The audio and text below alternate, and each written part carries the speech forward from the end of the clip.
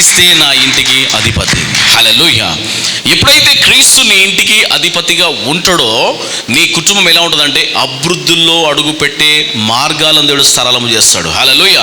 ఇప్పుడు నేను నా ఇంటికి అధిపతిగా ఉన్నా, నా జీవితంలో కొన్ని ఫెయిల్యూర్ అవుతాయి, నేను రాంగ్ డిసిషన్ తీసుకుంటాను, లేకపోతే నేను తప్పుడు మార్గాలు వెళ్ళిపోతా, లేకపోతే నేను తప్పుడు ఆలోచనలో వెళ్ళిపోతా, నా కుటుంబంలో బాధ్యత నేను తీసుకోలేని పరిస్థితిలో ఉన్నా, నా కుటుంబాన్ని నేను సరైన మార్గంలో నడిపించలేకపోతున్నా, కొన్ని జీవితంలో నా జీవితంలో ఫెయిల్యూర్ అయిపోతున్నా.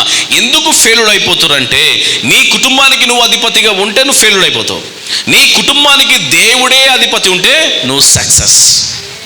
హల్లెలూయా. ఎంతమంది ఫెయిల్ అయిపోయారు కుటుంబ జీవితంలో? కొంచెం కష్టం ఉంది బ్రదర్, నా కుటుంబంలో కొంచెం కష్టం అనిపిస్తుంది బ్రదర్. ఒక్కోసారి కూర్చొని ఆలోచించినప్పుడు, నా లైఫ్ గురించి ఆలోచించినప్పుడు నేను ఎన్నో పొడగొట్టుకున్నా అనిపిస్తుంది. నేను ఇన్ని సంవత్సరాలు నా లైఫ్ అంతా వేస్ట్ చేసినేమో బ్రదర్ అని అనుకుంటురా ఎవరన్నా ఇక్కడ? అనుకుంటే ఈరోజు నేను మీకు ఒక మాట చెప్తున్నాను. హల్లెలూయా. నా జీవితాన్ని, నాకు ఇచ్చిన కొత్త జీవితాన్ని, క్రీస్తు గురించి మీకు ఈరోజు పరిచయం చేయాలనుకుంటున్నా. హల్లెలూయా. ఆయన ఎప్పుడైతే నీకు అధిపతిగా ఉంటాడో ఆయన మనల్ని డిజైన్ చేస్తాడు. ఇక మనము పొరపాటు లేదు, నా లైఫ్ ఎట్లా, నా పిల్లల లైఫ్ ఎట్లా, నా కుటుంబ లైఫ్ ఎట్లా, నా బ్రతికెత్తా, నా వయసు టైం అయిపోతుంది, ఎంత నష్టపోయినా ఏ వరి కావదండి.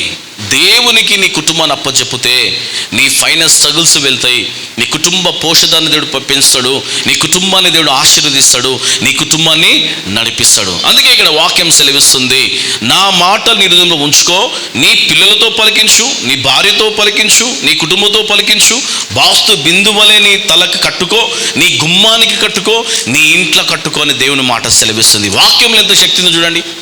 హల్లెలూయా. ఇవి ఎప్పుడైతే నువ్వు చేస్తావో అప్పుడు దేవుడు నీ వైపు టర్న్ అవుతాడు. ఇక అందుకే దేవుడు అంటే నీతిమంతుల ప్రార్థన దగ్గరగా నేను వింటా. హల్లెలూయా. దగ్గరగా నేను వింటా అంటున్నాను. నీతిమంతుల ప్రార్థన నేను వింటా. హల్లెలూయా. అందుకే ఈరోజు దేవుడు తన ప్రత్యేకమైన మాటల చేత మనతో మాట్లాడుతాడు. ఇంకెప్పుడు నుంచి చూడమ్మా ఇక్కడ,